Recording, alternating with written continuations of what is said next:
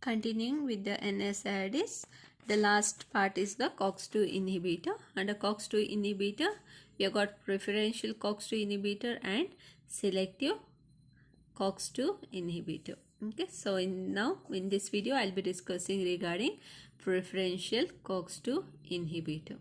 Okay, the first drug here I'm going to discuss is diclofenac. Okay, so diclofenac, it acts as analgesic, antipyretic as well as anti-inflammatory drug. All the three actions are there: analgesic, antipyretic and anti-inflammatory. In addition to this, it has got tissue penetrability. That means wherever there is injury at that particular site, the drug has the ability to penetrate. So because of that, it is known to relieve the pain. Okay, and also it has got high concentration. It has got good concentration, which is normally seen in synovial fluid. Okay, so because of that, what happens is the effect of the drug, it will be there for longer period of time. Okay, the mechanism of action of this drug is, it normally binds to COX-2. I told COX is of two types, COX-1 and COX-2. So normally this binds to COX-2. Okay, so since it is binding to COX-2, it is gastric friendly. That means it does not irritate the gastric mucosa. Okay, and in addition to that, poor antiplatelet effect.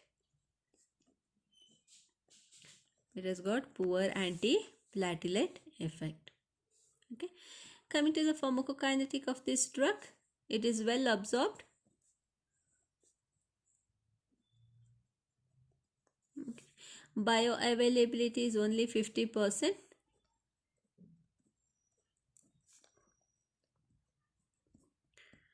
Bioavailability is 50%, and normally you can see the quick attainment of the therapeutic level.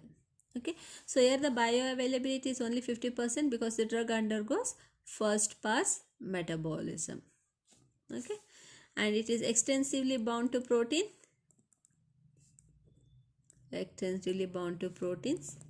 Metabolism occurs in the liver and it is excreted in urine. Excreted in urine. Okay, similar to diclofenac, there is one more drug which is called as aceclofenac.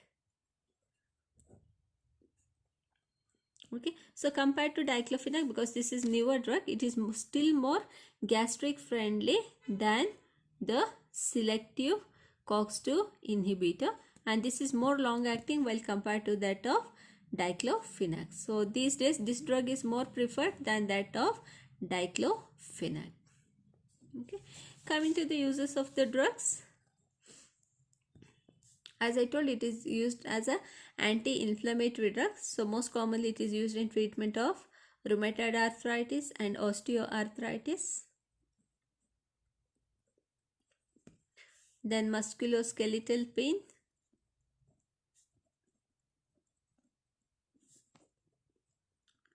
Then dental lesions, that is lesion at the tooth site, and post-operative pain, that is the pain that normally occurs after the surgery, that can be relieved by this aceclofenac as well as diclofenac, because both belongs to the same class.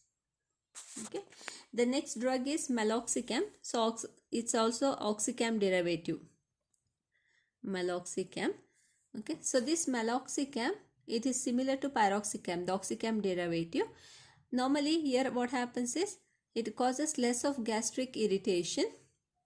Okay, and it is responsible because it binds to COX enzyme, COX-2 enzyme.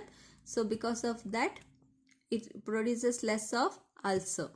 Okay, and it is better tolerated. Because of that, it is preferred as a preferential COX-2 inhibitor. Okay, the next drug is nimesulide. Nimesulide. Okay, so this drug, once it was banned, again reused, again now it is again banned. Okay, so this nimesulide, it is a sulfonamide derivative. It is a sulfonamide derivative. Okay, so this also binds to COX-2 enzyme. So what happens is it inhibits COX-2 enzyme. Okay, and in addition to that, it has got antihistaminic effect as well as anti-allergic effect. Anti-allergic effect. Okay, other than analgesic, antipyretic and anti-inflammatory property. Okay, adverse effects: nausea, epigastric pain,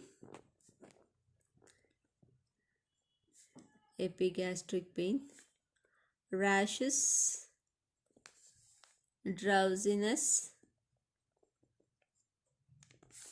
dizziness, and nephrotoxicity.